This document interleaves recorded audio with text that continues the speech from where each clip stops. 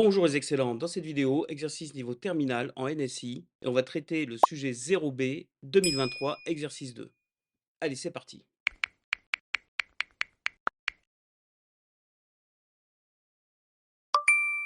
Cet exercice est consacré à l'analyse et à l'écriture de programmes récursifs. Première question, petit a, expliquez en quelques mots ce qu'est une fonction récursive. Eh bien c'est assez simple, vous avez dû le voir en cours. Une fonction récursive est une fonction qui s'appelle elle-même. C'est-à-dire on a une certaine fonction, par exemple qui s'appelle contre-bourg, comme dans la question B, et on voit ici que la fonction s'appelle elle-même, c'est-à-dire à l'intérieur de la fonction contre-bourg, il y a un appel à la fonction contre-bourg, c'est-à-dire elle-même. Question B, on considère la fonction Python suivante, justement, donc contre-bourg, si n est supérieur ou égal à 0, afficher n, et ensuite effectuer contre-bourg n-1.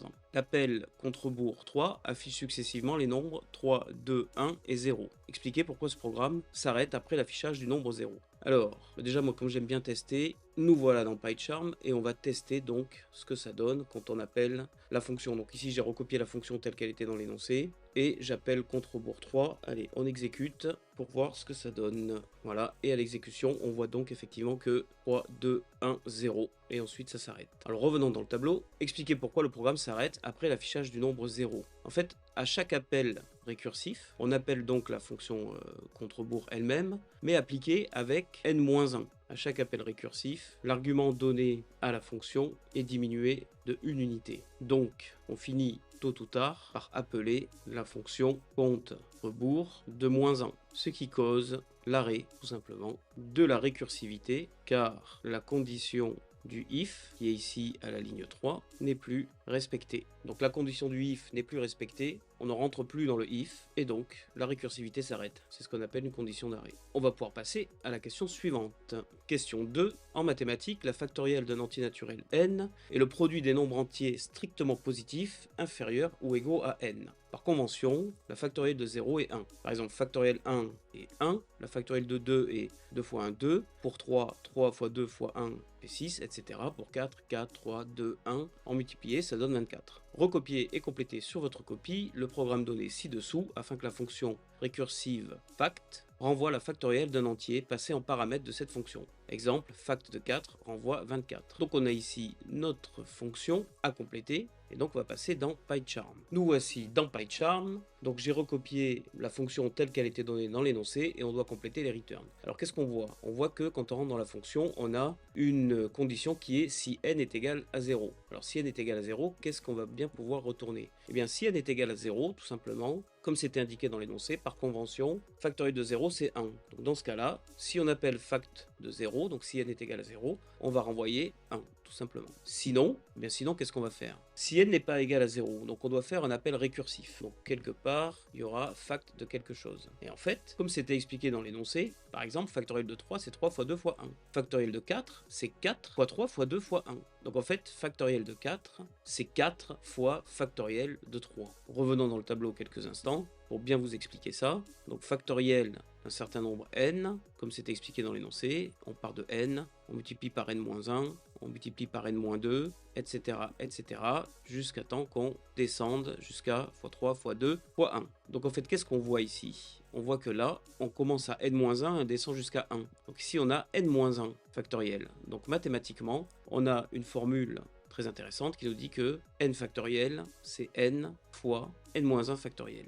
Et donc c'est ce qu'on va utiliser dans notre récursivité. La fonction factorielle, elle va appeler la fonction factorielle elle-même, elle va s'appeler elle-même, mais appliquée à l'entier n-1. Et donc si n est égal à 0, on renvoie 1, parce que factoriel 0 c'est 1, et si n n'est pas égal à 0, eh bien on renvoie n fois factoriel n-1. Voilà. Et donc ça devrait fonctionner. Et alors bien évidemment, au bac, vous n'avez pas accès, enfin à l'épreuve écrite, vous n'avez pas accès à la machine pour vérifier, mais ici, dans cette vidéo, nous allons bien évidemment vérifier. Alors, on va afficher ce que nous donne la fonction fact de 4, comme c'était dit dans l'exemple, et ça nous retourne bien 24. C'était bien ce qui était indiqué ici. On va pouvoir passer à la question 3. Question 3, la fonction somme entier rec ci-dessous permet de calculer la somme des entiers de 0 à l'entier naturel n passé en paramètres. Par exemple, pour n égale 0, la fonction renvoie la valeur 0. Pour n égale 1, la fonction renvoie la valeur 0 plus 1 égale 1, etc. Pour n égale 4, 10, parce que 0 plus 1 plus 2 plus 3 plus 4 égale 10. Donc on a ici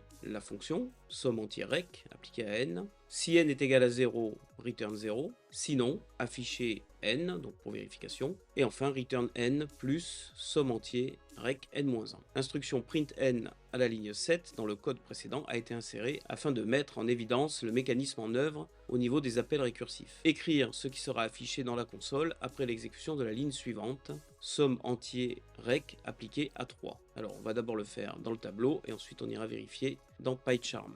Donc qu'est-ce qui va s'afficher? Donc on fait appel à la fonction avec l'argument 3. Si n vaut 0, bien non puisque n vaut 3. Dans ce cas-là on passe dans le else. Print n, donc dans ce cas-là on va afficher 3. Ensuite return n plus somme entier rec n-1. Donc là ici on va appeler la fonction somme entier rec n-1, c'est-à-dire avec la valeur 2. Appel récursif, la valeur 2, 2 n'est pas égal à 0, on passe dans le else, donc ça va afficher 2. Et puis return, donc 2 plus somme entier rec n-1, et donc cette fois-ci, l'appel récursif se fait avec la valeur 1, puisque à ce niveau-là, au deuxième appel, n vaut 2, donc n-1, ça fait 1.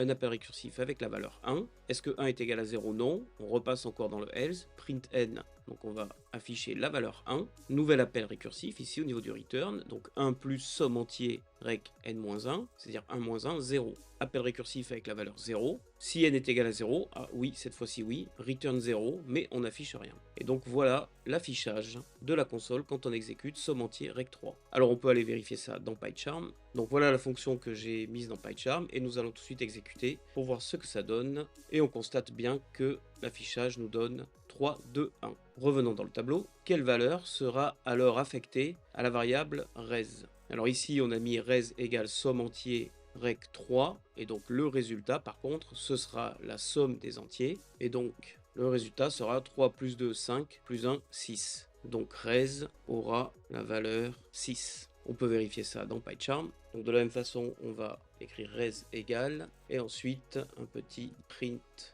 res. Alors pour que ce soit plus clair, je vais commenter cette ligne de print. On exécute et on voit effectivement que le résultat c'est 6. Et on va enfin pouvoir passer à la question 4. Question 4. Écrire en Python une fonction somme entier non récursive. Cette fonction devra prendre en argument un entier naturel n et renvoyer la somme des entiers de 0 à n compris. Elle devra donc renvoyer le même résultat que la fonction somme entier rec définie à la question 3. Exemple, somme entier 4 renvoie 10. Donc ici, nous allons faire la même fonction, mais sans appel récursif. Donc tout va changer en fait. Et on exécutera somme entier 4, comme c'est indiqué dans l'énoncé. Donc déjà, je prépare le print final pour le test. Alors comment ça va se passer? Eh bien tout simplement, on va faire une boucle for i in range. Et alors là, attention, on doit indiquer n plus 1. Par exemple, range n, il va de 0 à n-1, il n'atteint pas la valeur égale n. Ici, on doit faire la somme des entiers de 0 jusqu'à n compris, donc il faut mettre in range n plus 1. Mais cette somme, on doit la stocker quelque part. Donc on va ici initialiser une variable somme à 0. Et donc ici, qu'est-ce qu'on va dire? Eh bien, on va dire la somme est égale à elle-même, donc somme, la somme qu'on a déjà calculée pour les précédents, plus la valeur de i, puisque i va de 0 à n. Et ensuite, un petit return somme. On exécute pour vérifier, et voilà, somme entier 4 nous renvoie bien la valeur 10. Ceci termine cette question et cet exercice. Puisque tu as aimé cette vidéo, je te mets ici la playlist correspondante et un lien vers une autre vidéo qui devrait t'intéresser. Pour te dépasser dans n'importe quelle matière scientifique, abonne-toi et prends un cours particulier à distance avec moi, tu vas exploser ta moyenne. Et n'oublie pas, pour devenir excellent, c'est Lucien Prof.